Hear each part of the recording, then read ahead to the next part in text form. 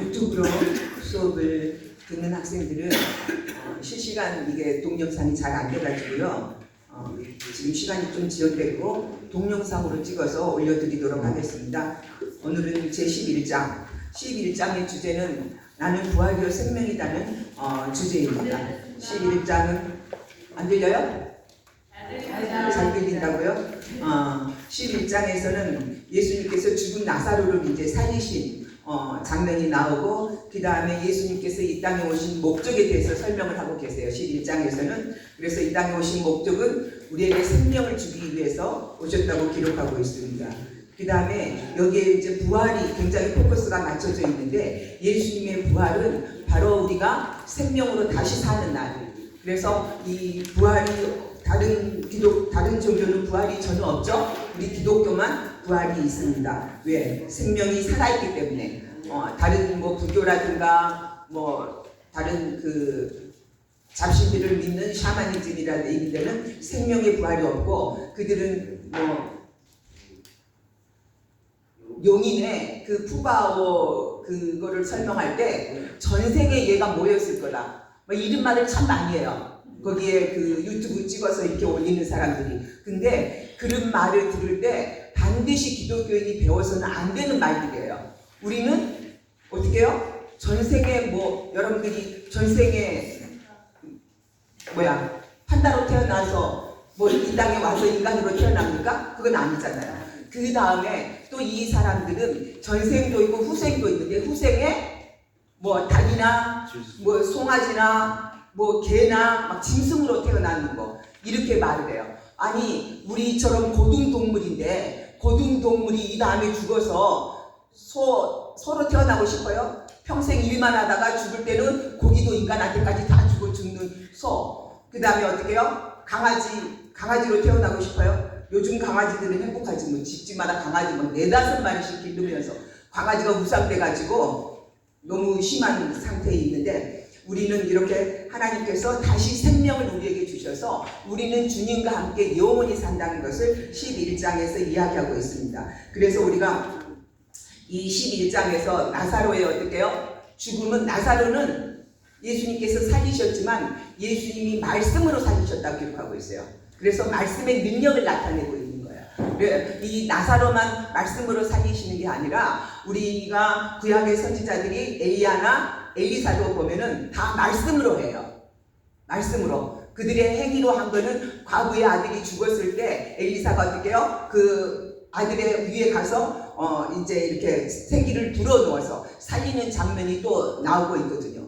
이렇게 하나님의 말씀을 가지고 죽은 자를 살려내는데, 우리에게 이 말씀을 맡겨주신 내용이 뭐냐 그러면은, 너희가 이 말씀을 가지고 가서 죽은 자를 살리라는 거예요. 그래서 우리의 사명은 살려주는 사명. 예수님께서도 살려주는 자로 오셨기 때문에 우리의 사명도 살려주는 그러한 사명을 우리가 감당해야 되는데, 하나님께서 내게 그렇게 역사하실 것을 믿습니까? 아멘. 네. 하나님도 분명히 어떻게 해요? 내게 그렇게 역사하실 것을 믿거든요. 제가 지금 4주가 아니라 16일째 목이 안 낫고 있는데, 내가 아무리 조용조용히 기도하고 싶어도 어쩌니 밤에도 너무 부르짖어서 기도하다 보니까 다시 목이 이렇게 계속 가라고 있는데, 하나님이 반드시 하나님의 영광을 나타낼 것을 믿기 때문에 기도하는 거거든요. 그래서 이 죽은 나사로를 살리시는 목적이, 하나님이 어떻게 예수 그리스도의 영광을 나타내기 위해서 죽은 자를 살리시는 거예요. 우리가 소경의 눈을 뜨게 하신 것도, 예수님께서 나는 세상의 빛이다 하신, 빛을 증거하기 위해서 소경의 눈을 뜨게 하셨고, 우리가 기적들이 지금 표적들이, 마지막 표적이 나사로예요. 지금 여기 11장에 예수님의 마지막 표적이.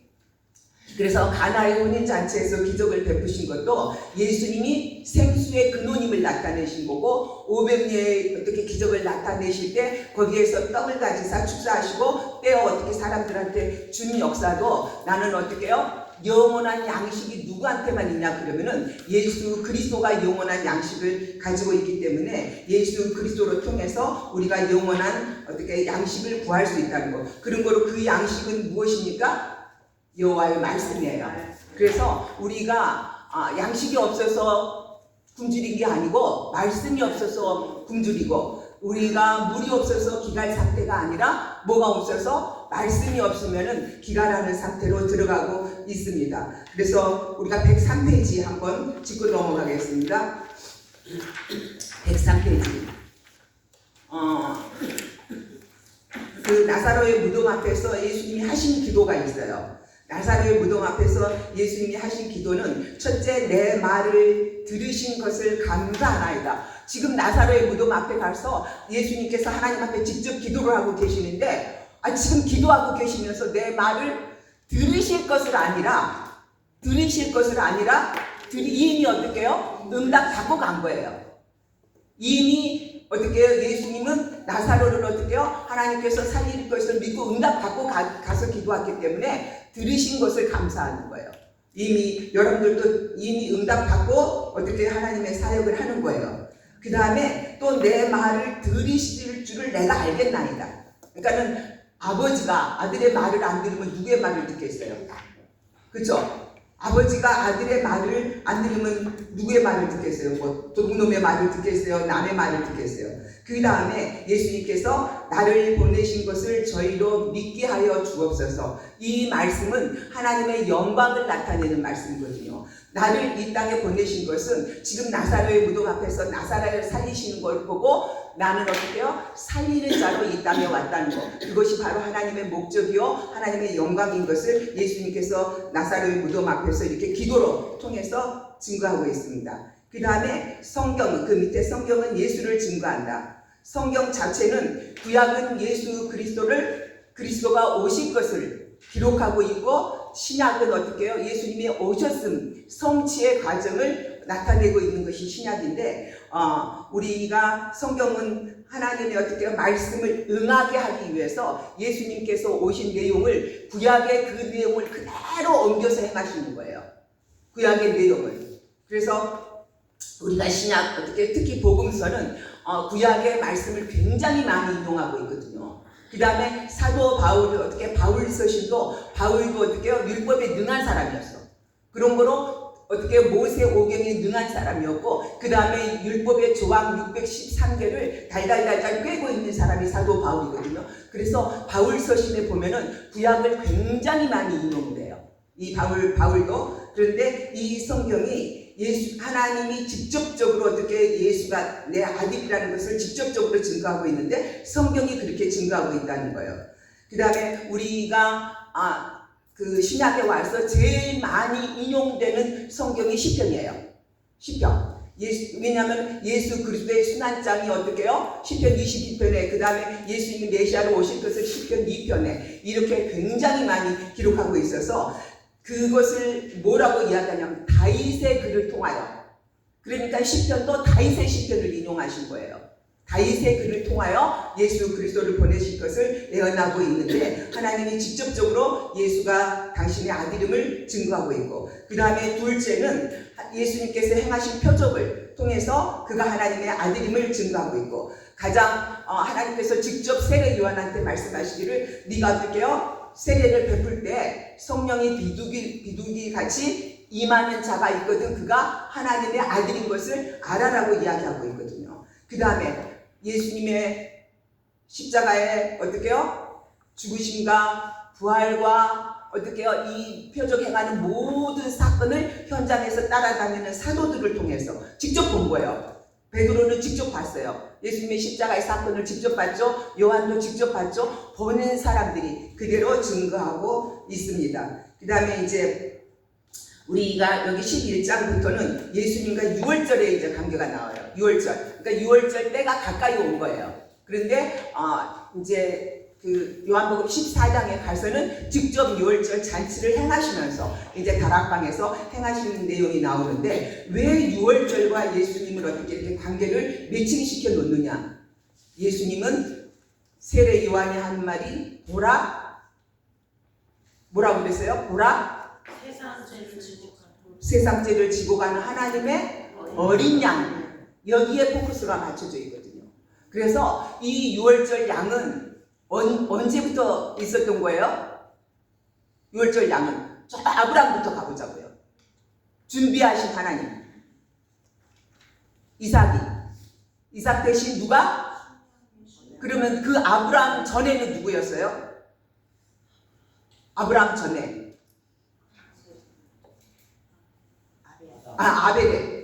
아벨이 어떻게 해요? 제사에서 어린 양을 어떻게 해요? 잡아서 아벨이 제사 했잖아요. 그 다음에 아브라함 아들 이삭을 통해서 제사를 하는 것을 우리는 봤거든요. 그러면서 레위기서에 가면은 제사의 규례가 지어지는데 속죄제를 드릴 때는 항상 어떻게 해요? 1년 된 순양을 잡아서 제사를 드리도록 어떻게 말씀을 주고 있거든요. 그래서 이 출애굽 당시에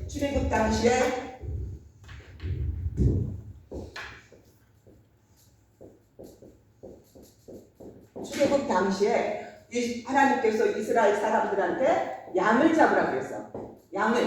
그쵸? 양을 잡아서 어디에 바르고? 좌우 문설주에 바르고. 그런데 이 어떻게 좌우 문설주에 어린 양의 피가 발라져 있는 집은 어떻게 했더라? 넘어갔더라. 패스오버. 그러니까는 재앙이 환란이 왜요? 동영상 찍히면 확인하는. 찍고 있어요 지금. 네. 그래서 모든 재난을 어떻게 해요? 넘겨주셨다. 그래서 6월절을 패스오버라고 그래요.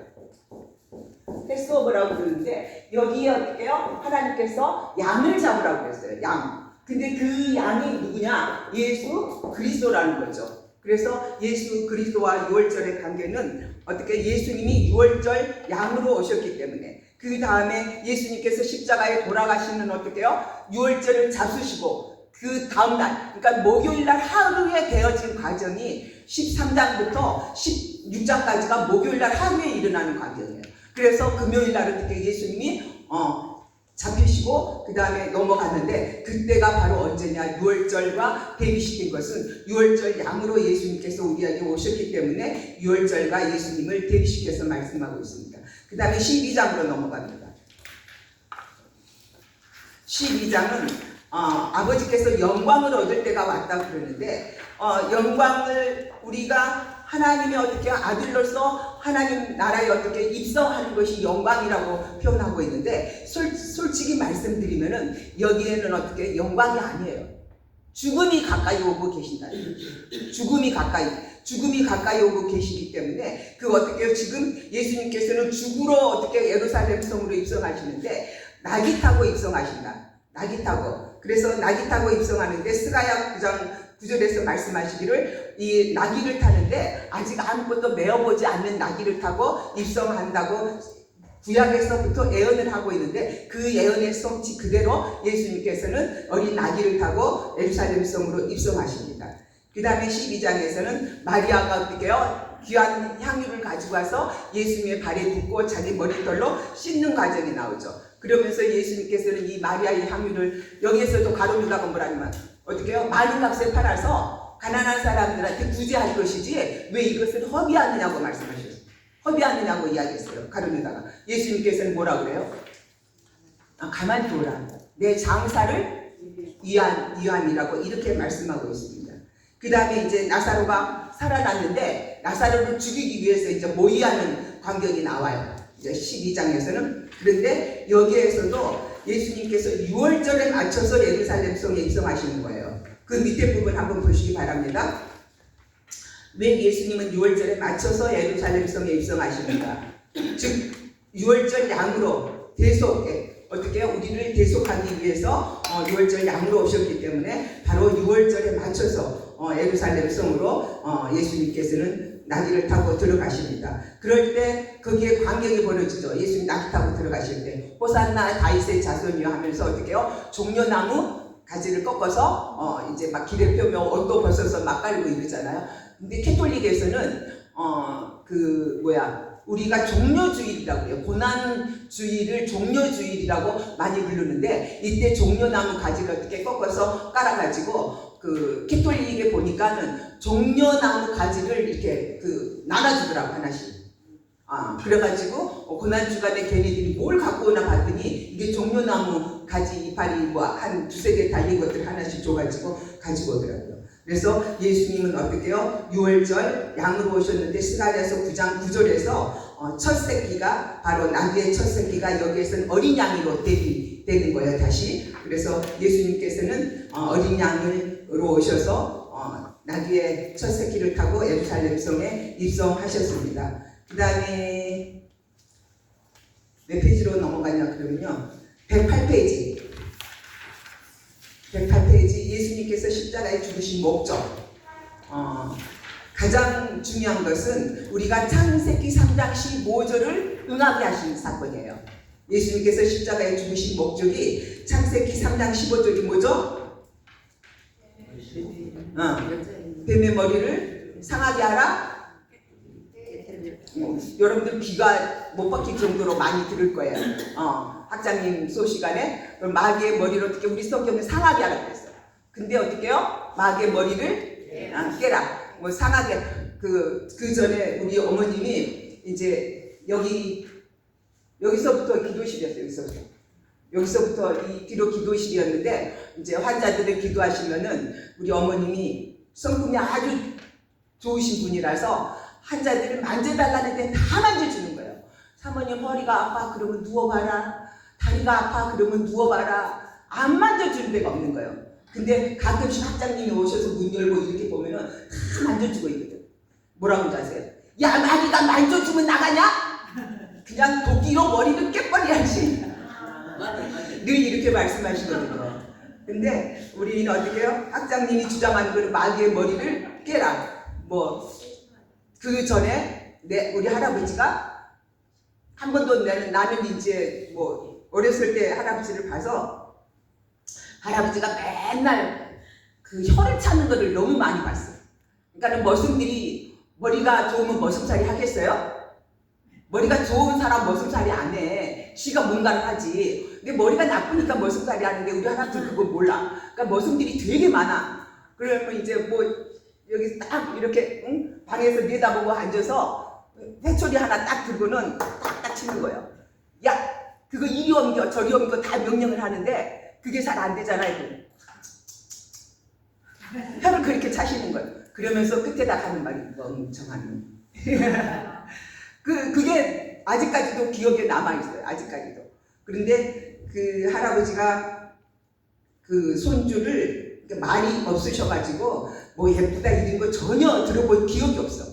근데 그 내 사촌 얘가 이제 우리 그 맨 막내 작은 아버지 큰딸인데 얘가 어렸을 때 아마 가시를 주워 먹은 것 같아. 그래가지고 애가 막 이제 막 죽어가는 거예요. 그러니까 할아버지가 제일 먼저 그 시골에 병원이 어디 있어요? 한 읍내나 가야지 병원 있잖아요. 막 빨리 애 데리고 애 살려갖고 오라고 막 호통을 치더라고. 애 살려갖고 안 오면 집에 못 들었다고 작은 엄마한테. 애 살려갖고 오라고. 호통을 막 치시더라고요. 그래서 이제 애를 업고선 이제 뭐 어떻게 차를 타고 갔는지 몰라요. 근데 딱 병원에서 오자마자 제일 먼저 들어가서 내 강아지 살았냐? 그리고는 끝이야. 그러니까 산 거 확인하고 끝이야. 근데 그 할아버지는 늘 주일날은 머슴이고 집사람이고 누구고 밥도 안 해. 밥 절대로 안 해요. 토요일날 다 해놔. 주일날은 먹기만 해. 아무도 일 못하게. 홍수가 나서 뭐 심어놓은 게 다 떠나가도 그거 보러도 못 가게. 어떻게 해요? 주신 것만큼만 먹자 그래. 그러니까 다 떠나가 버려서도 남은 건 있지 않겠냐. 주신 것만큼만 먹자. 근데 저희 아버지 어렸을 때 이제 감기가 오면은 할아버지가 도끼로 갖고 와서 누워있는 열이 펄펄 나는 애한테 마귀 새끼 너 안 나가면 도끼로 이마를 깨뜨린다고 그러면은 그 다음에 어떻게 애가 열이 떨어지고 일어날 거야. 지난 며칠 전에도 나한테 내가 목이 아파서 병원에 갔다 왔다 그랬더니 니네 할아버지는 도끼로 그냥 갖고 와서 어떻게 했는데 내가 너 도끼로 한번 찍어줬구나. 이렇게 어떻게 해요? 마귀의 머리를 우리는 깨는 거예요. 그래서 여러분들한테 하나님의 능력이 임하면은 이것보다 더 할 수 있는 일도 하실 수 있음을 믿으시기 바랍니다. 그 다음에 둘째는 예수님께서 십자가에 죽으신 날 어떻게 하셨어요? 운명하신 날 다 이루었다 하시고 운명하시는 순간에 지성소에 어떻게 해요? 성전 휘장이 갈라지면서 모두 다 속죄함을 받은 거예요. 그러니까 지성소가 찢어졌다는 것은 성전 2장이 찢어졌다는 것은 누구든지 지성소의 주인이 될 수 있으니까 모두 다 그 순간에 우리는 속죄함을 받은 것이에요. 그래서 우리에게 어떻게 해요? 지성소를 열어주시기 위해서 십자가에서 죽으셨다는 사실입니다. 그 다음에 13장으로 갑니다. 나머지는 여러분들이 꼭 읽어보세요. 네, 13장. 예수님께서는 이제 하나님께로 돌아갈 때가 이제 가까이 왔다는 것을 이제 인식을 하세요. 그러면서 여기에서 이제 세족식이 이루어지죠. 제자들의 발을 씻겨주시는데 왜 제자들의 발을 씻어주시냐는 거예요. 제자들의 발을 왜 씻어주시냐. 우리 그 노예 탈북 선교를 하는 목사님이 있는데 그때 그 애들 청소년 수련회 할 때 가보니까 세족식을 하더라고요. 발을 일일이 다 이렇게 씻어주더라고요. 이 발을 씻어주시는 어린이 관계 형성이에요. 예수님과 어떻게 해요? 제자들이 관계가 어떻게 해요? 형성이 된 거예요. 가장 이 유대인들은 그 사막 지역이기 때문에 얼마나 발이 더럽겠어요. 그리고 걔네들 신발은 우리 같이 운동화 신고 다니지 아니하고 어떻게 해요? 이렇게 일본식으로 말하면 겠다. 일본 신발 같이 말하면 겠다. 한국 학생들이 미국에서 학교 다니면서 중국 애가 지나가면 짱깨 지나간다고 그래요. 그래서 중국 애들도 알아. 짱깨라는 말을 알아. 한국 애들만 그렇게 나쁜 용어를 쓴대. 그리고 일본 애들이 지나가면 쪽발이 간다. 그래서 이 대명사가 오늘 그 쪽발이 그거 그냥 내가 어떻게 해버릴까 뭐 이런 남학생들은 뭔가 이 쪽발이에 대한 감정은 우리나라 사람이 좋지 않아. 근데 짱깨에 대한 감정도 우리나라 사람들이 좋지 않나 봐요. 그래서 학생들이 왜 꼭 그런 비속어를 써야 되냐. 근데 민족의 한이 거기에 서려 있어서 그렇게 우리만 그런데 이제 일본 애들은 우리한테 뭐라고 부르냐 조센진이라고 그래. 조센진. 그러니까 자기네들이 속국일 때를 생각하고 지금도 어떻게 독도가 지네 땅이라고 우긴 것처럼 이렇게 관계가 참 나빠요. 우리는 주변국가가 관계가 나빠서 우리를 도와줄 나라는 한 사람도 없어요. 일본 지금 한미일이 어떻게 팀스피릿 훈련하고 같이 연합훈련을 하지만 일본이 우리를 도와줄 거라고 나는 생각을 해본 적이 한 번도 없어요. 왜? 자기네 이익권 때문에 전쟁에 개입하는 거예요. 돈을 벌기 위해서. 그래서 우리는 하나님과의 관계가 형성되지 않냐면 내 자신이 1차적으로 가장 손해고 그 다음에 2차적으로 손해가 뭐가 손해요? 내 교회가 손해고 그 다음에 내 나라가 손해가 돼요. 그래서 예수님께서는 제자들의 관계를 나를 떠나서는 너희가 아무것도 할 수 없다는 것을 일러주기 위해서 세족식을 하시는 거예요. 세족식은 관계가 내가 너희 발을 베드로가 뭐라고 그럽니까? 나는 발 안 씻어줘도 돼요. 내가 예수님을 씻어줘야 되는데 왜 당신이 내 발을 씻어주냐고. 그럼 안 씻으려고 말어. 내가 네 발을 안 씻어주면 너는 나랑 아무 상관이 없어. 이렇게 말을 하는 거예요. 근데 여러분들도 가장 어떻게 해요? 힘들 때 가장 우리가 마음이 어떻게 해요? 괴로울 때 누군가의 발을 한번 씻어주시기 바랍니다. 이유신 전도사님 성교 바로 오늘 가서 씻어주시기 바랍니다. 많이 시키면 어떻게 해야 돼? 많이 시키면 어떻게 되냐고? 오늘 수업을 너무 잘 들어. 그래서 깨끗하게 씻어주세요. 네. 그래서 여기에는 이제 베드로가 또 이제 그 부인할 것을 예고하세요. 예수님께서 베드로가 이제 예수를 모른다고 부인할 것을 예고하시고 그 다음에 새 계명을 주시는데 새 계명이라는 것은 사랑하라는 계명이거든요. 근데 그 사랑하라는 계명은 섬김의 모범이 되는 거예요.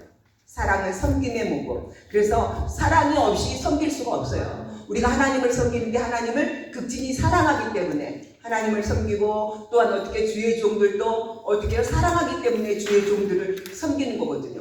우리는 여기는 다 우리 성교 빼놓고 나머지는 다 애들이 있죠. 애들을 사랑하기 때문에 똥 냄새 나요, 안 나요? 예? 애들을 어떻게 사랑하기 때문에 똥 냄새 안 나.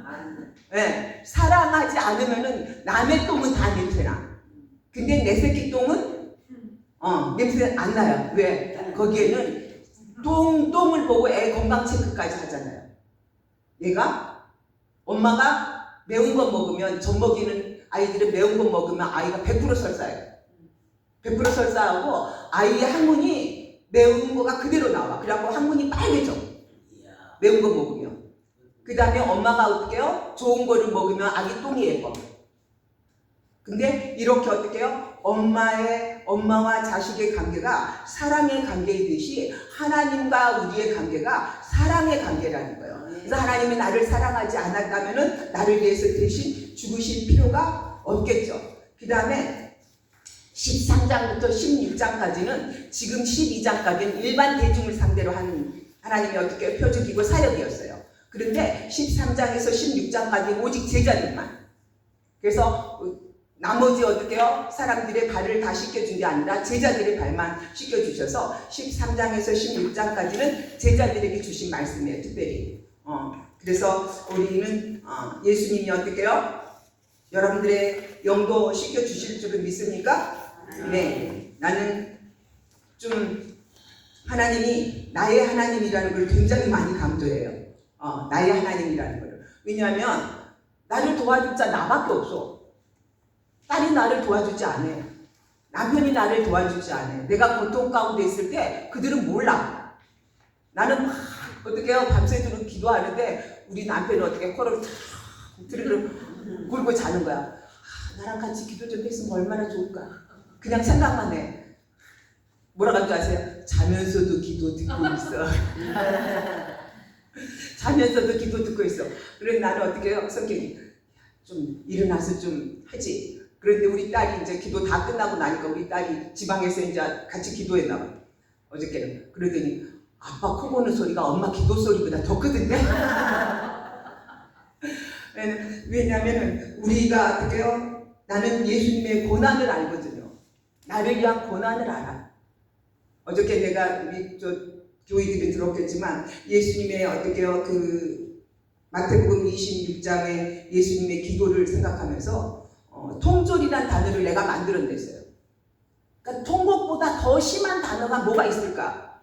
그런데 그 순간에 딱 통졸이라는 말씀을 딱 주시는 거예요. 그래서 통졸이란 뜻이 무엇이지? 그리고 또 국어사전을 찾아봤어. 그랬더니 뼈가 어떻게 해요? 떨릴 정도로, 뼈에 사무칠 정도로 어떻게 해요? 그러니까 뼈가 녹아내리는 거죠. 예수님이 십자가를 지기 위해서 어떻게 해요? 뼈가 녹아내리는 어떻게 그 기도를 하고 계시는데 제자들은 어떻게 해요? 예수님 와서 또 깨우면 또 자. 또 와서 또 깨우고 또 자. 왜? 내가 십자가가 없으니까. 그런데 예수님은 당신 앞에 지금 십자가가 있으니까 뼈가 녹아내릴 정도로. 그래서 야, 하나님께서 어떻게 통졸이라는 단어를 나한테 딱 순간에 통곡보다 더 심한 단어를 찾아야 되겠는데 뭔지를 모르는데 딱 영적으로 통졸이야 딱 이러시더라고요. 그래서 얼른 통졸을 찾아봤어요. 그랬더니 뼈가 녹아내릴 정도로 아주 사무친 기도를 이야기하고 있더라고요. 그래서 우리가 13장에서는 이제 이때부터 우리가 고난주간의 시작이라고 해요. 우리가 사순절의 시작을 잡아요. 사순절의 시작을 고난주간의 이제 시작이라고 잡는데 13장에서 17장까지가 목요일날 하루 동안에 되어진 일이에요. 그 다음에 요한복음에는 그 중간쯤 봅니다. 요한복음에는 예수님께서 하나님께로부터 오신 그리스도의 있음을 계속적으로 강조하고 있다. 그리스도의 있음을 요한복음 전체가 강조하고 있고 또한 하나님께서는 구속 사역을 완수하시고 아버지께로 돌아가신 하나님의 아들이다. 승천하셨죠? 예수님께서 승천하신 것을 요한복음에서 그대로 이야기하고 있습니다. 그 다음에 밑에 예수님께서 제자들의 발을 씻기신 것은 씻기지 않으면 나와 상관이 없기 때문에 스가랴서 13장 1절에 보면은 그날의 죄와 더러움을 씻는 셈이 다윗의 족속과 이 구약에서는 예수님이 오신다는 것을 꼭 다윗의 족속으로 말씀을 하세요. 왜냐? 다윗의 계보를 통해서 오셨기 때문에. 그래서 마태복음 1장 1절이 아브라함과 다윗의 자손 예수 그리스도. 그러면 시편의 기록 모든 기록도 다윗의 시편에서만 말을 해요. 다른 시편에서 말을 하는 게 아니라 다윗의 시편에서. 그래서 다윗의 족속과 예루살렘 거민을 위하여 열리리라. 그래서 예수님께서 이 예루살렘 거민은 이방인이 하나도 없죠. 하나님의 선택된 백성, 택자들한테 이렇게 씹는 어떻게 샘이 열린다고 예언을 하고 있습니다. 그 다음에 우리가 이번 새 계명을 너희에게 주는 이 새 계명은 사랑이라고 아까 제가 말씀을 드렸고, 사랑은 섬김의 모습에서 우리가 발견할 수 있습니다. 14장은 굉장히 중요한 말씀이에요. 14장 6절. 우리가 여러분들 다 외우시죠? 거기도 써놨을 거예요. 아마 14장 6절. 내가 곧 길이요 진리요 생명이니. 제가 이 말씀을 붙들고 기도를 많이 해요. 길과 진리는 여호와의 어떻게 해요? 하나님이 길을 열어주시지 않냐면은 모든 것이 다 막혀요. 모든 것이 다 막혀. 근데 하나님의 인도를 받으면은 막힘이 없죠. 하나님의 인도를 어떻게 인도하시면, 우리 주님 나의 목자가 되시면 내가 막힐 일이 전혀 없죠. 그 다음에 진리는 말씀이거든요. 진리는 말씀인데 이 말씀으로 어떻게 해요? 진리가 너희를, 우리가 요한복음 8장에서 이 여자한테 진리가 너희를 자유케 하리라 하셨거든요. 말씀이 너희를 자유케 하리라. 그 요한복음 8장에서 이 가늠하다 현장에서 잡혀온 여자한테 나도 너를 정죄하지 아니하노니 다시는 가서 죄를 어떻게 하지 말라?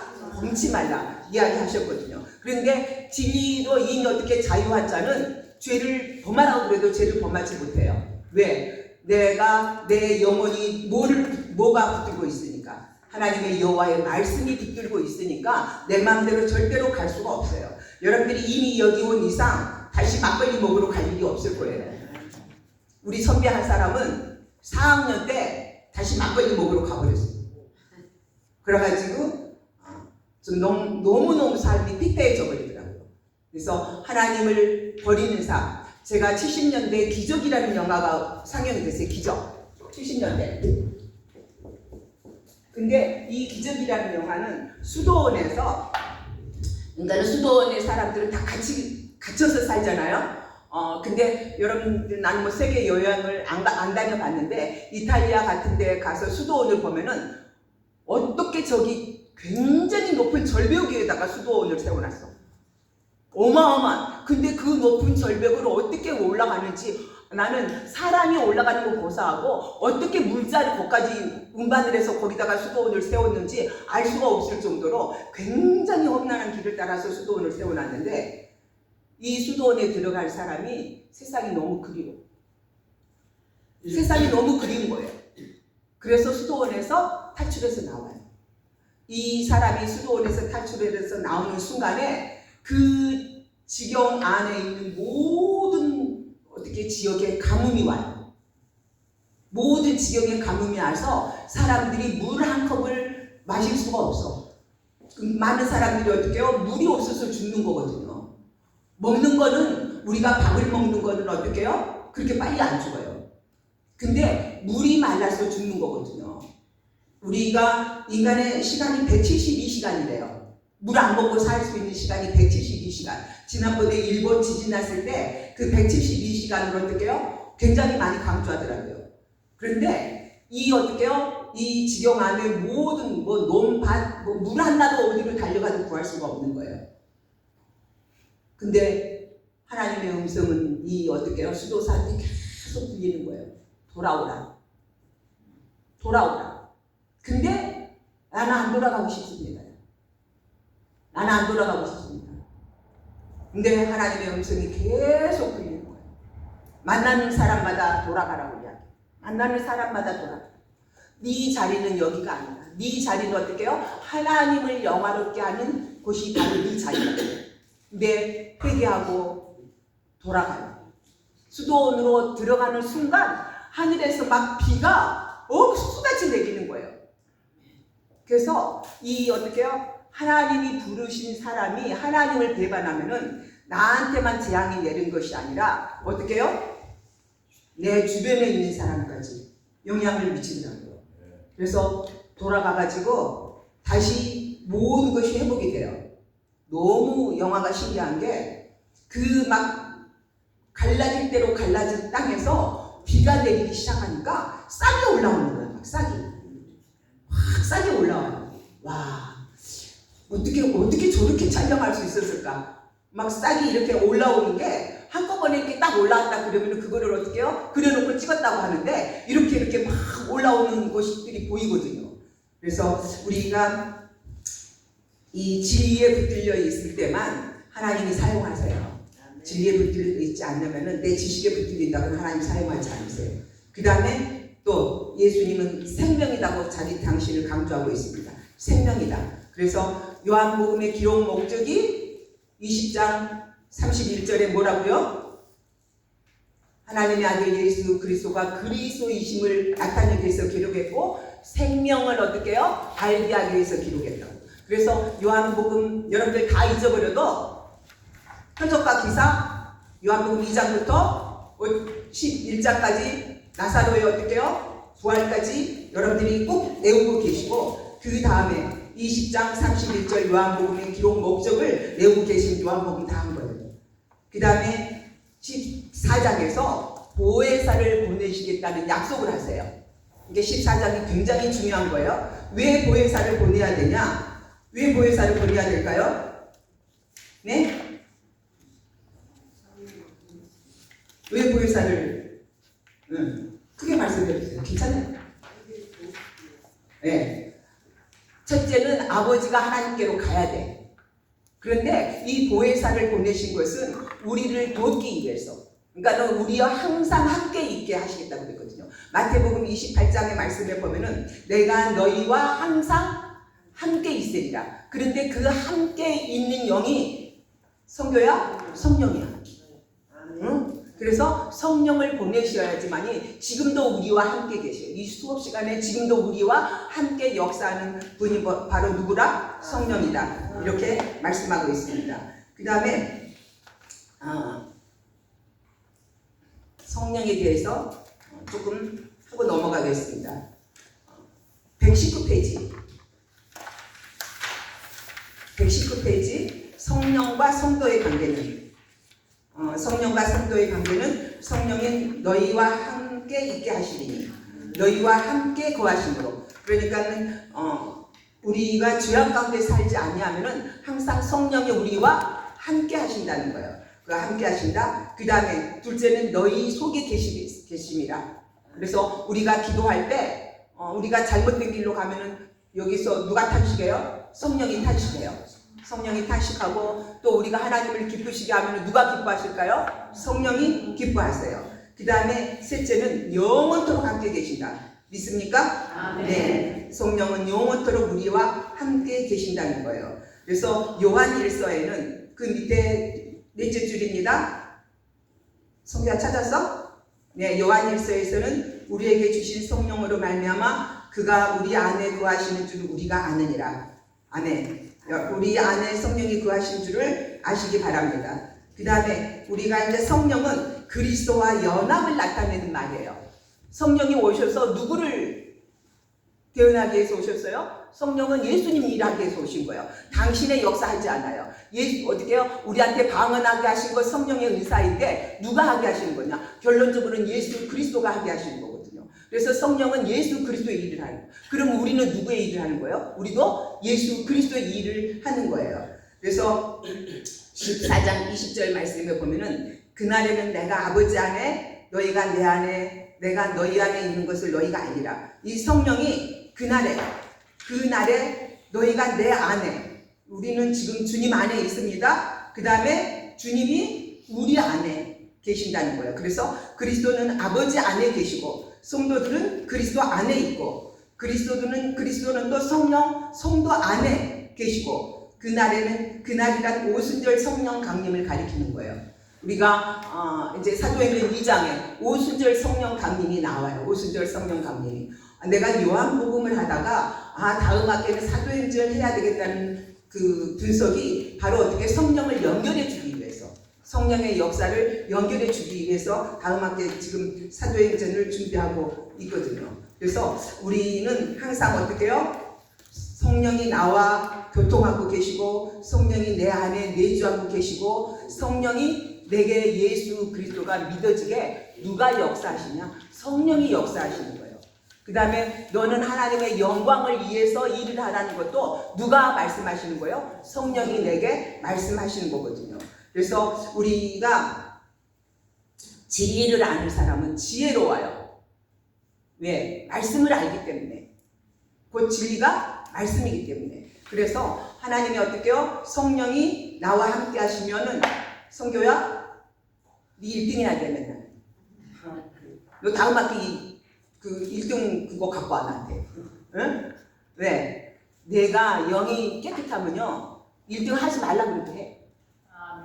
영이 깨끗하면 1등 하지 말라 그래도 해. 왜냐? 그냥 성령이 여기서 다 가르쳐 주는데 성령이 다 가르쳐 주는데 어떻게 꼴등을 해요? 그 말이 안 되는 거야. 우리는 어떻게요? 성령의 역사가 우리한테 가장 필요하거든요. 그래서 우리가 이제 그 120페이지 그리스도인의 표지가 무엇인가? 그리스도의 표지는 뭐냐 그러면은 너희 믿음과 모든 성도를 향한 사랑은 나도 듣고 이제 사도 바울이 에베소서에서 너희 믿음과 성도를 향한 사랑이 사도 바울이가 어떻게 에베소 교회한테 편지할 때 들었다는 거예요. 근데 이 믿음은 무엇이냐는 거죠. 여러분들 믿음은 무엇이에요? 바라는 것들을 실상이요 보지 못하는 것들의 증거다. 근데 어떻게 해요? 믿음이라는 거는 그 말을 하나로 함축해보자. 하나로 함축해보자. 믿음. 바라는 것들의 실상이요 보지 못하는 게 증거를 하나로 어떻게 함축해서 말해보자고요. 믿음. 아버지를 아는 것이. 그러니까 아버지를 모르는 사람한테 저 사람이 믿음이 있어 없어 이렇게 평가를 할 수가 없는 거예요. 아버지를 아는 것이 우리가 믿음인 거예요. 그 다음에 우리의 어떻게요? 사상에 우리의 생각의 사상에 아버지로 가득 차 있어야지만 그 사람이 믿음이 있다고 하는 거예요. 그래서 오직 아버지를 영화롭게 하는 예수님은 어떻게 해요? 아버지를 영화롭게 하기 위해서 자기가 쓴 잔을 마시는 거예요. 아버지를 영화롭게 하기 위해서. 그 다음에 아버지께 영광을 가리지 않기 위해서 십자가 지고 어떻게 해요? 그 많은 채찍을 맞을 수밖에 없었던 것이에요. 그것이 바로 예수 그리스도를 나타내는 표지라는 거예요. 그리고 우리도 아버지를 아는 믿음을 가르치시기 바랍니다. 그 다음에 121페이지 성령은 너희를 가르치신다고 그랬어요. 고린도전서 2장 10절. 고린도전서 2장 10절에 어떻게 해요? 성령은 모든 깊은 것이라도 통달한다고 했어. 그러니까 성령 받는 사람을 성교야 1등 할 수밖에 없어. 아멘. 통달한다니까. 너는 하프로 완전히 통달해버려.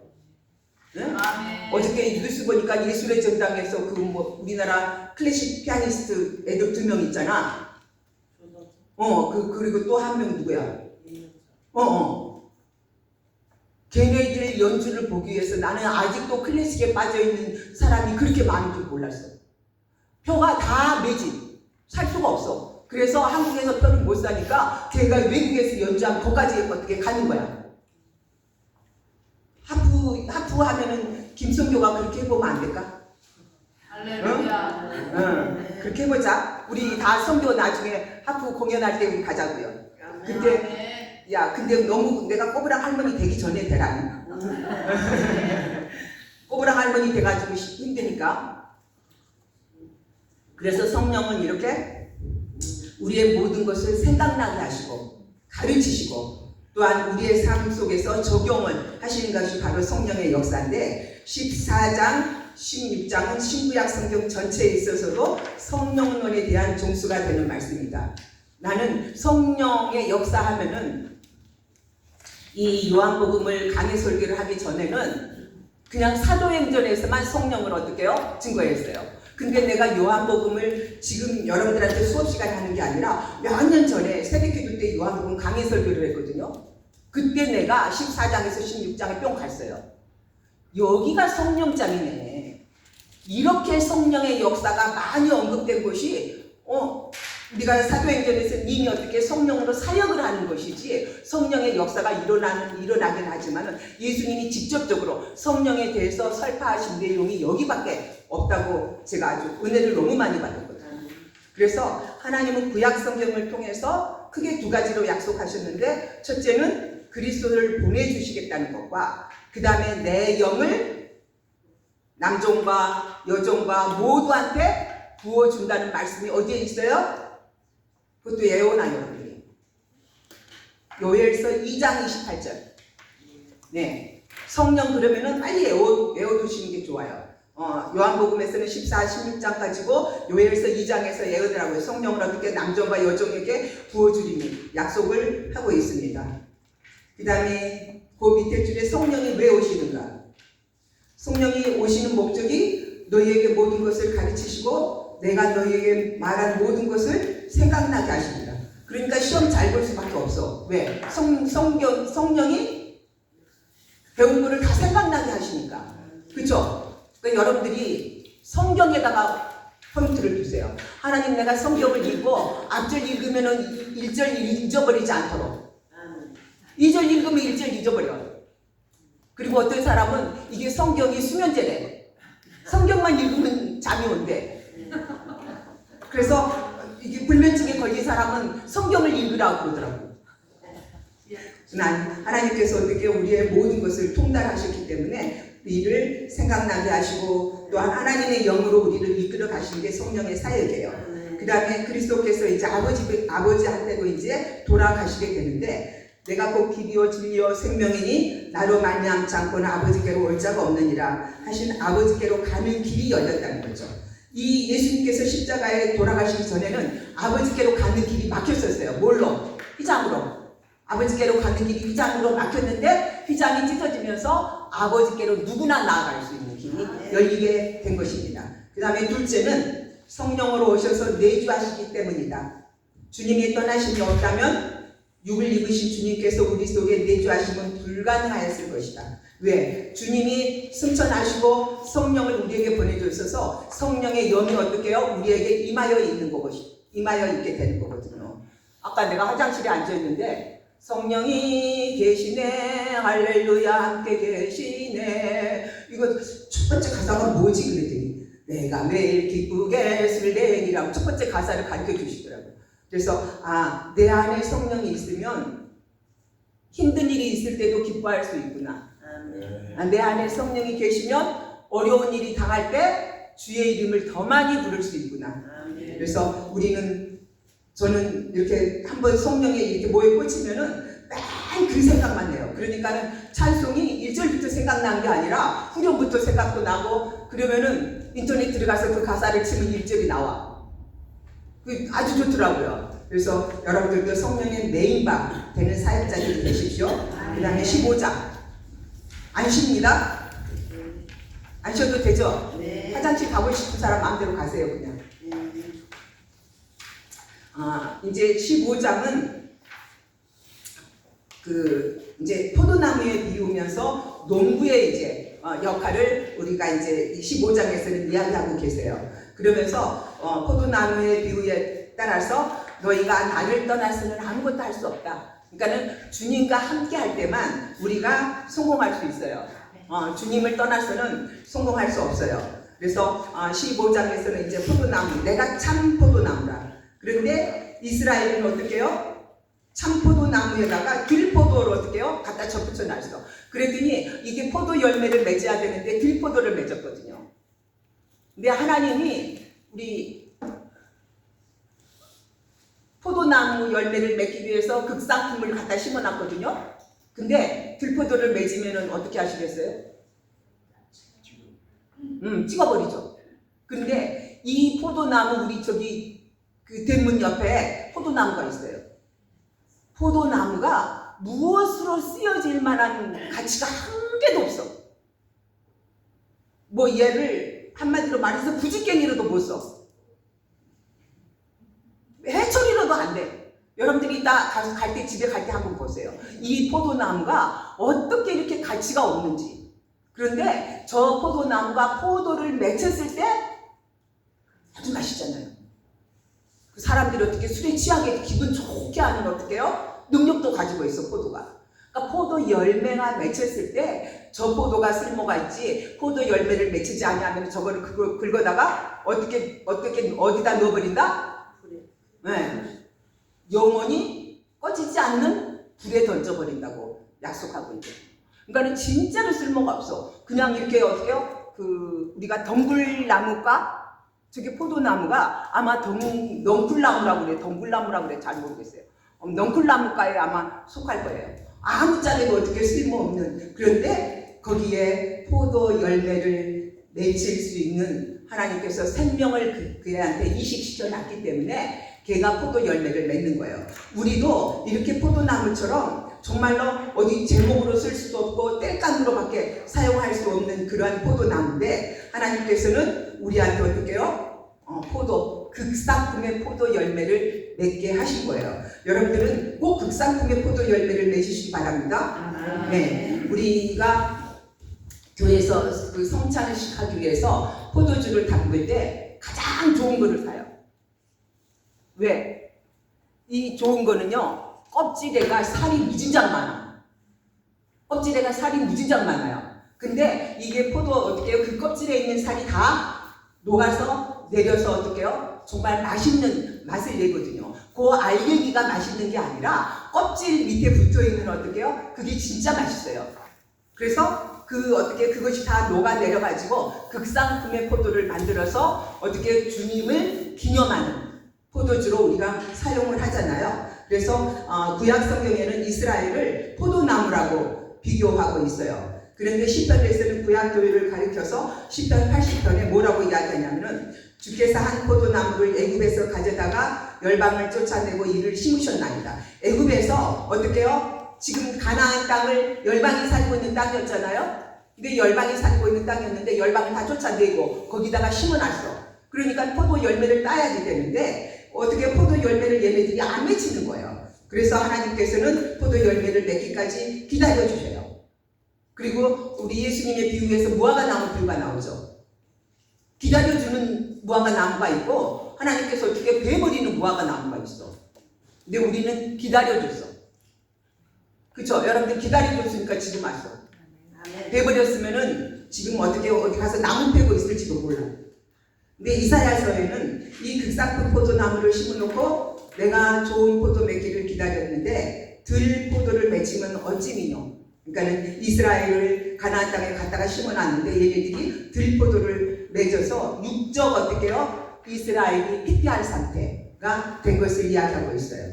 그 다음에 아버지를 농부를 하신 이유. 아버지를 농부를 하신 이유는 우리가 보면은 124페이지입니다. 하나님께서 아담을 창조하시고 생육하고 얼성하여 땅에 충만하라 하셨는데 이게 어떻게요? 선악과 열매를 따먹고 아담 속에 뭐가 들어가 있어요? 악이 들어가 있어요. 그래서 그때부터 악의 씨가 어떻게요? 자라기 시작해요. 근데 우리 아이 길러봤지만 나는 아이를 기를 때도 이게 성경과 많이 비교를 해서 기렸어요. 아이가 하는 짓을 보면은 야 얘가 죄의 씨앗이야. 아이가 제일 먼저 하는 말이 거짓말이야. 신기해요. 여러분들 그 애들하고 숨바꼭질 놀이 한번 해보세요. 엉덩이는 여기다 밖에다 내놓고 머리만 숨기면서 없다 그래. 그리고 여기 뒤에다 감추고서 없다 그래. 한번 여러분들이 아이 길렀던 거 곰곰 한번 생각해보세요. 정말 거짓말부터 시작해. 신기할 정도로 거짓말부터 시작해요. 우리 딸이 아마 가락동 농수산물 시장이 오픈할 때가 아마 88년도 올림픽을 앞에 놓고 거기 농수산물 시장으로 오픈했는지 농수산물 시장 그 사장이 그 남편이 그때 총리실에 있었거든요. 근데 그 바나나를 한 박스를 보냈어. 그때 당시에 바나나 한 가지 사 먹는 게 너무 비싼 시절이야. 그런데 제가 바나나를 제일 좋아하거든요. 근데 지금은 그렇게 안 좋아하는데 그때 당시에는 목사님이 신방 갔다 오면은 바나나를 이제 이렇게 상에다 놓으시나 봐. 양복 주머니에다 바나나 담고 오셔. 그래가지고 집에 오셔서 야 바나나 귀신아 바나나 먹어라. 그렇게 바나나를 좋아했어요. 그러니까는 아버지도 딸을 생각한 거죠. 그래가지고 바나나를 거의 하루에 1개 내지 2개씩은 제가 먹었어요. 바나나 먹어서 아직까지 안 죽고 살았는데 지금. 근데 그 바나나를 이제 우리 어머니가 하시는 말씀이 야 이거는 이빨 없는 아이도 먹을 수 있으니까 애 주게 이따 삼촌들 오면은 야 내놓지 말아라 그러는 거예요. 근데 그게 바나나가 빨리 상한다는 걸 모르는 거야. 왜? 그래가지고 저희 어머님이 장롱 위에다 얹어놨어. 바나나 상자를. 근데 장롱 위에다 얹어놨는데 얘가 딱 있잖아. 삼촌들이 오니까 삼촌들이 자기를 길렀거든요. 딱 오니까 현관에 딱 서더니 삼촌 올 시간을 거의 알아. 현관에 딱 서가지고 안주 우리 집에 바나나 없다? 그러니까 삼촌이 뭐라 그러겠어요? 야 바나나 있구나 그러는 거죠. 그래가지고 애 밤에 와보니까 장롱이 얹어졌거든. 그래가지고 그 자리에서 잔치 그냥 다 먹고 없어졌는데 야 신기할 정도로 가르쳐주지 않아요. 가르쳐주지 않았는데 악의 신은 어떻게 해요? 계속 거짓말을 해. 근데 누가 거짓말했어요? 에덴 동산에서? 어떻게 해요? 하와가 거짓말하니까 아담도 따라서 거짓말하잖아요. 이렇게 거짓말하는 영이 어떻게 있는데 하나님께서는 아담한테 땅에 번성하고 땅에 충만하라 이렇게 말씀을 하세요. 근데 노아 홍수 심판 이후에도 다 죽여버렸잖아요. 그랬으니 어떻게 해요? 또 번성하게 해야죠. 하나님이 노아가 어떻게 해요? 다시 나와서 또 어떻게 해요? 번성하고 땅에 충만하라고 또 이야기합니다. 그러면서 또 창세기 17장에 와서는 아브라함이 이제 갈대아 우르를 메소포타미아를 떠나서 어떻게 하나님이 지시할 땅으로 가거든요. 그 지시할 땅으로 가는데 아브라함한테 내가 너로 심히 번성케 한다고 약속하셔요. 그래서 아브라함 번성케 한다고 약속하셨는데 번성했습니까? 아들을 안 주잖아. 100살까지 자녀를 안 주잖아요. 자녀를 안 줘. 근데 지금 어떻게 해요? 중동의 전쟁이 이게 아브라함의 후손들이야 다. 에서의 아들들. 그 다음에 아브라함이 어떻게 둘째 부인 구두라한테 낳은 6명의 아들들. 이스마엘의 후손들. 그 다음에 어떻게 해요? 야곱의 에서의 후손들. 얘네들이 전부 다 이스라엘과 원수가 돼서 전쟁을 벌이고 있는 거거든요. 어마어마한 일들이 일어나죠. 그 다음에 마지막으로 우리가 하나의 밀이 땅에 떨어져 죽지 아니하면은 하나의 그대로 있고 죽으면 많은 열매를 맺느니라. 그래서 여러분들은 많은 열매를 맺기 위해서는 죽어야지 하는 거예요. 내가 죽지 않고는 많은 열매를 결코 맺을 수 없다는 사실입니다. 그 다음에 125페이지. 농부가 기대하는 과실은 하나님이 기대하는 과실이에요. 예수 그리스도가 우리를 기대하고 있는 것은 나를 보내신 자를 믿는 것이다. 하나님을 믿는 것이에요. 그러니까 죄라는 게 하나님을 믿지 않는 게 죄라고 그랬죠. 그 다음에 열매가 더욱 번성하기를 하나님이 어떻게 해요? 우리한테 벼 이삭 하나를 줬는데 벼 이삭 하나에서 혹시 농사 지어본 분 계세요? 벼 이삭 하나에서 얼마의 쌀이 또 생산될 수 있어요? 우리 학장님은 그런 거 잘 아시는 남자분들. 그러니까 어떻게 해요? 벼 이삭 어떻게 하나를 심었지만 엄청난 맨 말에 수확을 거둘 수 있을 거예요. 그 다음에 우리가 성령의 열매를 맺는 것이에요. 성령의 열매는 한번 해볼까요? 시작.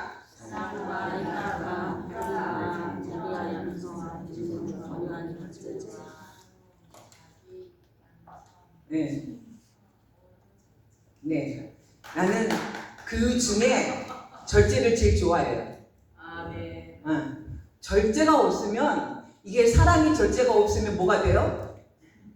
독이 돼. 응? 독이 돼. 사랑이 절제가 없으면은 이건 죄의 씨앗이야. 죄를 낳게 돼요. 그 다음에 화평도 어떻게 해요? 막 우리 화평하자 막 춤추고 다녀봐. 그럼 그것도 어떻게 난장판이야. 그래서 우리가 신앙생활 할 때 절제가 참 필요해요. 그래서 사랑도 어떻게 해요? 우리가 넘치도록 줘야 되겠지만 그리스도의 사랑을 알게 하는 이게 우리가 성령의 이제 역사를 이렇게 성령의 열매를 한번 이제 공부할 때 우리가 그 성령의 열매를 통해서 예수 그리스도가 왜 화평은 어떻게 해요? 예수님이 화목제물로 오셨잖아요. 그거를 또 가르쳐 줘야 되는 것이에요.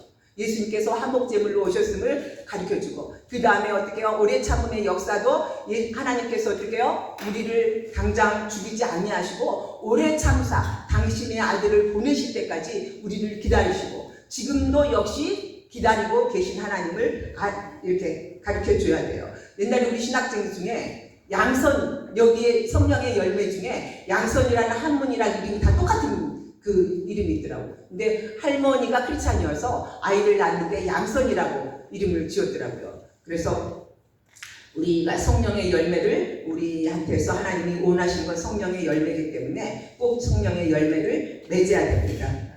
그 다음에 복음 진리를 증거할 자 128페이지. 127페이지 택하신 목적을 한번 먼저 하고 지나갈까요? 택하신 목적은 우리가 마태복음 28장 19절 한번 읽어봅시다. 거기 써놨어. 안 읽어도 되겠네. 아니 조금밖에 안 써놨네요. 마태복음 28장 19절. 그러므로 너희는 가서 모든 족속으로 제자를 삼아 아버지와 아들과 성령의 이름으로 세례를 주고 내가 너희에게 가르쳐 분부한 것을 가르쳐 지키게 하라. 이 말씀을 주셨는데 그것이 우리를 택하신 목적이에요. 그 말씀이. 그래서 너희로 가는 거예요. 주님의 어떻게 부르심을 따라 어디로 가든지 가는 거예요. 그 다음에 갈서는 어떻게 해요? 가실 나무를 심어야 되겠죠. 하나님이 원하시는 열매를 우리가 맺어야 되겠죠. 그 다음에 우리가 세상에 나가서 많은 사람들을 제자 삼아야 돼요. 제자 삼아야 되고 어떻게 해요? 하나님이 항상 우리와 함께 있다는 사실을 가르쳐 주는 거예요. 하나님이 항상 우리와 함께 있는데 언제까지 함께 있냐? 세상 끝날까지. 저는 그 마태복음 28장의 말씀을 참 좋아해요. 하늘과 땅의 모든 권세를 내게 주셨으니 너는 가서 복음을 전하라. 하늘과 땅의 모든 권세도 다 우리한테 주셨거든요. 이게 마지막 분부예요. 예수님이 마지막 분부. 그 다음에 또 하나님께서 어떻게 해요? 내 이름으로 아버지께 무엇을 구하든지 다 받게 다 주신다고 약속하셨습니다. 그 다음에 128페이지 복음 진리를 증거할 자. 우리가 이제 15장 26절에서 내가 아버지께로서 너희에게 보낼 보혜사 곧 아버지께로서 나오시는 진리의 성령이 오실 때 그가 나를 증거할 것이요 하시면서 보혜사 성령을 보내시겠다고 약속하셨다. 그러니까 이 성령이 오셔서 예수님이 이 땅에서 어떻게 살아야 되고 예수님이 이 땅에 오시는 목적과 예수님이 앞으로 재림하실 목적에 대해서 성령이 다 일일이 증거하신다는 거예요. 근데 그 성령의 증거가 어디에 기록되어 있냐? 성경에 기록되어 있다는 사실이죠. 그런 거로 우리는 성경을 증거하면 되는 거예요. 무엇을 증거한다고요? 성경을 증거하면 되는 거예요. 그래서 보혜사 성령을 보내시겠다고 약속하셨는데 성령이 강림하신 목적은 진리의 성령이 오실 때 그가 나를 증거할 것이요. 누구를 증거한다고 예수님 말씀해요? 예수를 증거한다는 거죠. 그 다음에 성도들을 통하여 증거하신다. 그러니까 우리를 통하여 우리가 통로가 되는 거예요. 우리가 통로가 돼서 우리를 통하여서 증거하신다는 거예요. 그 다음에 세 번째는 성경이 곧 내게 대하여 증거하신 것이로다. 그러니까 성경이 예수 그리스도를 다 기록하고 있기 때문에 예수 그리스도만 알면 되는 거예요. 모세오경과 시편과 선지자의 글이 다 예수를 나타내고 있기 때문에 우리는 이 성경을 가지고 누구만 전하면 되는 거예요? 예수만 전하면 돼요. 우리같이 보화를 가지고 있는 사람이 없어요. 성경 한 권 가지고 평생을 살아요. 성경 한 권 가지고 평생을 설교해. 세상에 여러분들 책 있잖아요. 한번 사서 읽어보세요. 한 번 써먹으면 두 번 써먹을 게 없어. 한 번 써먹으면 두 번 써먹을 게 없는데 성경은 매일 써먹어도 다른 말씀을 할 수 있어. 얼마나 감사한지 몰라요. 사람들은 이게 뭐라고 근데 우리는 이게 어떻게 보배죠? 네. 그 다음에 넷째, 너희는 처음부터 나와 함께 있었으므로 증거하느니라 하고 성령의 직접적인 증거를 말씀하고 있습니다. 그 다음에 16장. 너무 빨리죠? 진짜 이렇게 빨리 해버렸으면 다 끝냈을 텐데. 이제 승천하시는 거예요. 내가 떠나가는 것이 너희에게 유익이라. 근데 성령이 오시면 어떤 일을 하시냐 그러면은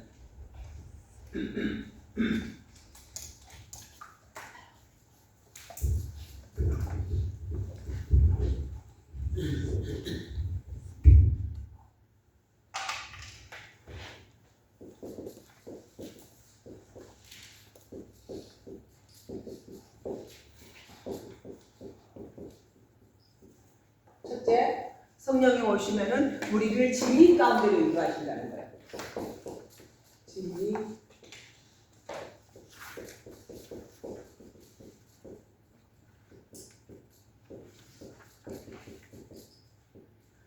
이 말씀은 제가 늘 체험해요. 내가 성령이 충만할 때는 설교 어떻게 해요? 어느 말씀을 할까 염려를 안 해. 근데 내가 성령이 충만하지 않고 세상 일로 막 분주하게 다니다가 다음 주 금요일 날 내가 설교인데 이거 뭐 할까? 이러면 아무것도 오지 않아. 왜? 성령이 우리를 말씀 가운데로 우리를 인도하시는 거예요. 그 다음에 성령은 어떻게 하냐 그러면은 자기 자의로 말하지 않아. 자의로 말하지 않고 시키는 대로 말을 하는 거죠. 듣는 것만 말해.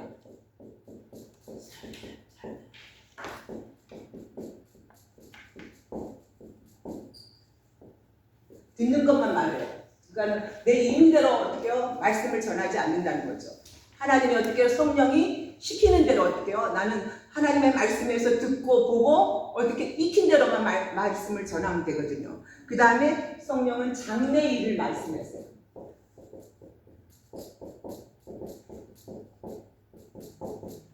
이 장래 일을 말할 선지자들 굉장히 많죠. 에스겔 선지자도 그러고 다니엘 선지자도 어떻게 해요? 미리서 어떻게 해요? 그 바벨론이 어떻게 될 것까지 다 예언하고 계시잖아요. 그래서 성령이 오시면 이렇게 장래 일을 말하시는데 바로 어떻게 해요? 우리가 하나님께서 장래 일을 이 땅에 계시면서 예수님께서 장래 일에 대해서 누구한테 맡기셨냐? 성령한테 모든 것을 맡기셨거든요. 그래서 장래 일을 알게 하시는 거예요. 예언의 은사가 우리한테 있게 되는 거죠.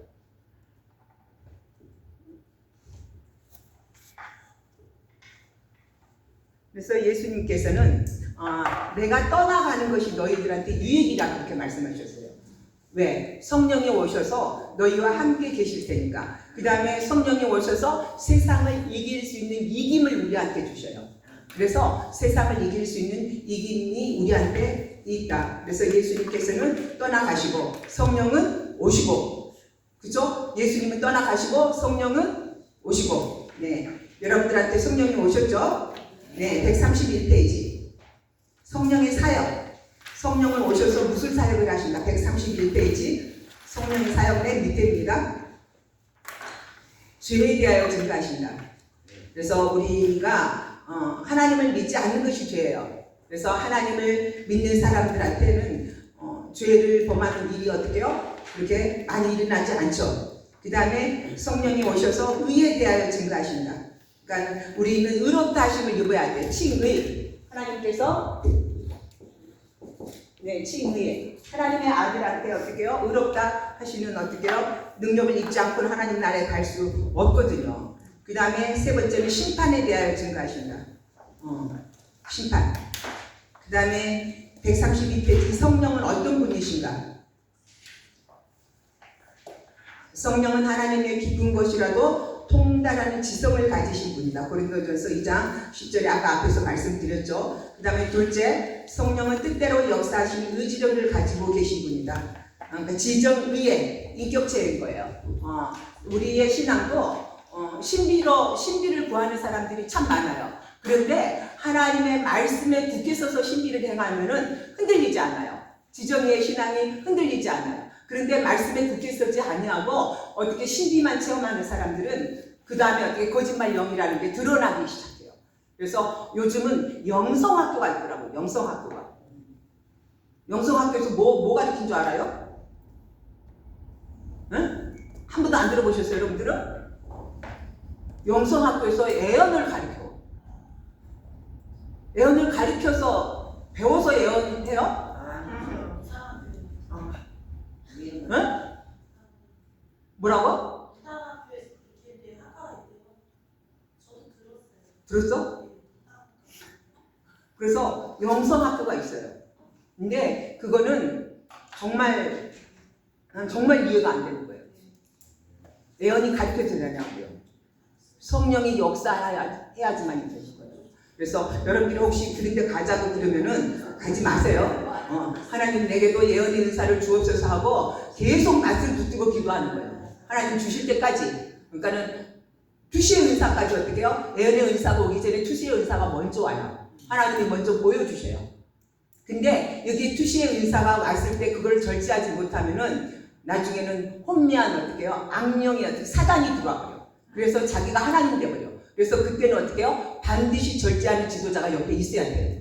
그래서 다른 사람한테 교회도 막 시끄럽게 혼란스럽게 만들어버리고 막 다른 사람한테 상처를 주고 난리가 나버려요. 그래서 그때는 어떻게 절제를 투시 의사 받은 사람 반드시 절제를 안수해서 절제를 시켜버려야 돼요. 교회의 혼란을 막기 위해서. 근데 예언의 은사도 어떻게 해요? 주의 이름으로 예언해야 돼. 그렇지 않고는 사단이가 준 예언들이 무진장 많아요. 그거 여러분들이 목회하실 때 그거는 반드시 어떻게 꼭 알고 계셔야 돼요. 그 다음에 132페이지 성령님은 왜 오시는가? 성령님이 왜 오시는가 하면은 예수를 증거하기 위해서. 그러니까 성령의 사역은 첫째도 예수를 증거하는 것이요 마지막도 예수를 증거하는 것이에요. 그러니까 성령이 우리한테 예수가 누구인지 알게 하고 예수의 어떻게 그리스도의 영이 우리 속에 어떻게 심어주시는 것이 바로 성령의 사역이에요. 그래서 내가 예수를 전하고 있는 거예요. 누가 전하라고 하니까? 성령이 전하라고 하니까. 그래서 성령의 사역은 동정녀의 탄생을 믿게 하는 거예요. 동정녀의 탄생을 믿게 하고 십자가의 사건을 어떻게 해요? 믿게 하고 그 다음에 어떻게 부활의 사건을 믿게 하고 재림의 어떻게 해요? 승천한 사건도 믿게 하고 마지막 예수님께서 어떻게 해요? 주 예수여 어서 오시옵소서 하는 재림의 사건까지 이렇게 믿게 하는 것이 바로 성령의 능력이에요. 그 다음에 133페이지 2번 환난을 당하나 담대하라 내가 세상을 이겨노라. 성령이 충만한 사람은 세상을 이기는 거예요. 세상을. 그래서 세상을 이기는 어떻게 해요? 이김을 우리한테 주신다는 거예요. 하나님께서 이김을 주시지 않으면 세상에 져요. 세상에서 지면은 하나님이 기뻐하겠습니까? 하나님이 기뻐하지 않아요. 그래서 우리는 하나님이 기뻐하는 그러한 삶을 살아야 되고 134페이지입니다. 하나님께서 이제 우리의 기도의 특권을 이제 사용하시는데 내 이름으로 무엇을 구하든지 내가 시행하리니 하면서 기도할 때 구하는 거예요. 그러니까 내 이름으로 구하라는 거예요. 베드로가 안진뱅이를 만났어요. 은과 금이 아무것도 없어요. 근데 베드로가 가진 건 뭐였어요? 나사렛 예수 이름밖에 안 가졌거든요.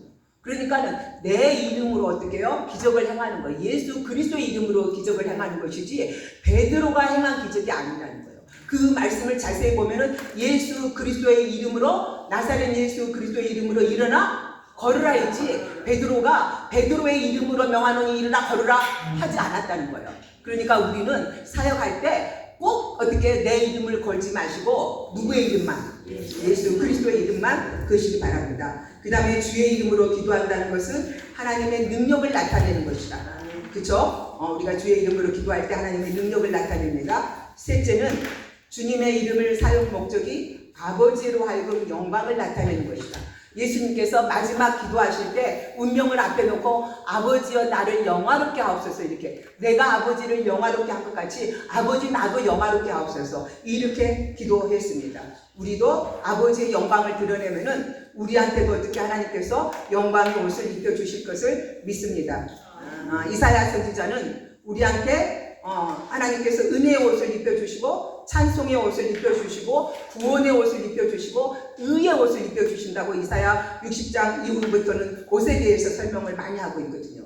그 다음에 넷째, 주님의 이름을 위임받았다는 것은 크나큰 특권이다. 그렇죠? 우리는 주의 이름으로 갑니다. 누구의 이름으로 가요? 주의 이름으로 가는 거예요. 그리고 우리는 주의 이름으로 능력을 받았으니까 주만 나타내는 거예요. 그럴 때 하나님께서는 우리한테도 또 어떤 큰 능력을 주셔서 더 큰 은혜를 행할 수 있게 하시거든요. 그 다음에 아버지께로 이제 가시는 거예요. 아버지께로 예수님께서 가시면서 아버지께로 예수님은 어디로부터 왔어요? 아버지께로 왔어요. 그쵸? 그러니까는 이거는 예수 그리스도의 신성을 가리키는 거예요. 그 다음에 둘째는 세상이 있고 이는 말씀이 육신되어 오신 인성을 가리키는 거죠. 예수님께서 요한복음 1장 어떻게 해요? 1절에서 세상에 오셨어요. 그래서 예수님의 말씀이 육신을 입고 이 땅에 오신 주님. 육신을 입었기 때문에 고통스럽고 번민해서 죽게 되었다고 말씀하고 있어요. 우리도 그럴 때 있죠. 이우신 전도사님 그럴 때 있었죠. 죽게 되었다. 근데 하나님이 도우시지 않으면 이 상황은 어떻게 이길 수가 없는데 그때마다 하나님이 도움을 주셔요. 정말 기적적으로 도움을 주셔요. 하나님께서 능력을 행하게 하시고 그래서 예수님의 인성을 가리키고 있고 그 다음에 아버지께로 다시 가시는데 이 아버지께로 다시 가신다는 것은 뭐 하기 위해서 가신다고 그랬어요? 우리의 처소를 예비하러 가신다고 그랬어요. 여러분들의 처소는 이 땅이에요? 아니에요. 이 어떻게 육신의 장막 벗은 날 어떻게요? 내 집으로 가는 거예요. 내 집. 근데 우리 주님이 그거를 예비하러 가셨다는 거예요. 여러분들은 어떻게 수식한 데는 집을 상속받으십시오. 네. 17장 마지막 어떻게요? 까지 하겠습니다. 17장은 예수님이 이제 특별한 기도가 기록되어 있어요. 어떤 기도냐? 대제사장적 기도.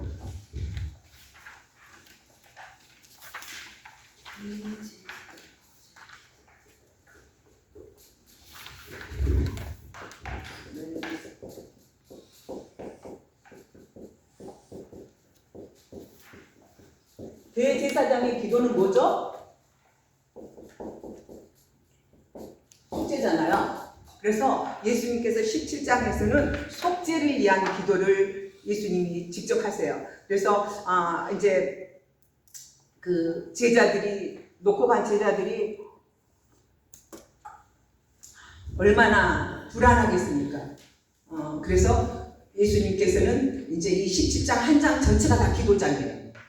17장 한 장 전체가 다 예수님이 대제사장 속죄에 대한 기도인데 대제사장만이 속죄 제사를 드릴 수밖에 없었거든요. 그냥 일반 제사장은 속죄 제사를 못 드리는 거예요. 대제사장만 드렸는데 예수님께서 이제 첫 번째 구하는 기도가 나와 아버지의 영화를 위해서 기도하시는 거예요. 나와 아버지의 영화를 위해서. 그래서 이 기도의 핵심은 내가 어떻게 십자가를 지고 승리해야지만이 하나님이 영광을 받으시는 거거든요. 근데 우리도 하나님께서 우리를 보냈는데 여러분들 집에 가서 창끝이라는 영화를 한번 보세요. 창끝. 그 컴퓨터에 검색하니까 자막이 된 거 나와요. 그래서 지난 토요일 날 저기서 이렇게 틀어봤어요. 그래서 저 화면이 커가지고 너무 잘 나오더라고요. 근데 이 창끝이 이제 짐 엘리엇 선교사의 선교 실화예요. 짐 엘리엇 선교사의 아마존 이제 그 밀림 쪽에 가서 선교 실화인데 이 어떻게요? 짐 엘리엇이 아버지의 영화를 구해요. 그러니까는 자기가 이 아마존 밀림 지역의 선교사로 간 것은 오직 누구의 이름으로 가냐면 아버지의 이름으로 가요. 왜? 그들의 영혼, 그들은 어떻게요? 아마존 밀림 지역의 그 원주민이 영혼이 없겠습니까? 영혼이 그 영혼을 보고 간 거예요. 굉장히 사나운 종족이에요. 너무너무 사나운 종족이라 어렸을 때부터 그 싸움하는 것만 길러졌어.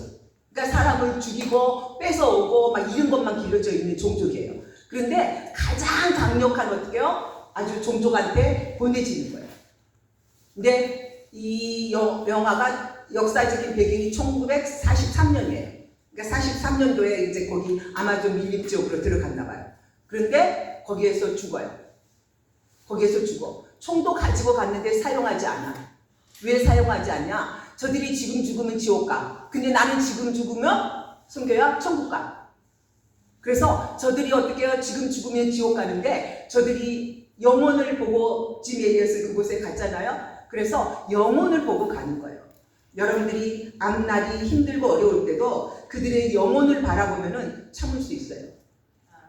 영혼을 바라보면 참을 수 있어요. 근데 영혼을 바라보지 않으면은 참기 힘들어요. 너무 힘들어. 나 돌아갈래 하는 사람들이 꽤 생길 거예요. 돌아가도 또 변명이 아주 좋아. 어떤 식으로든 주의 일만 하면 되잖아요. 그 일에. 그 다음 대답은 여러분들이 스스로 여러분들한테 하시면 돼요. 그래서 예수님께서는 하나님을 영화롭게 하는 그러한 개념으로 기도를 하는데 볼까요? 138페이지입니다. 138페이지. 하나님께서 예수님한테 하라고 하는 주신 일이 무엇이냐? 138페이지. 내게 하라고 주신 일. 4절에서 8절까지 기록하고 있는데 너희는 가서 모든 족속으로 제자를 삼는 일을 하는 거예요. 그러니까 누구의 제자를 삼는 거예요? 그리스도의 제자를 삼는 거예요.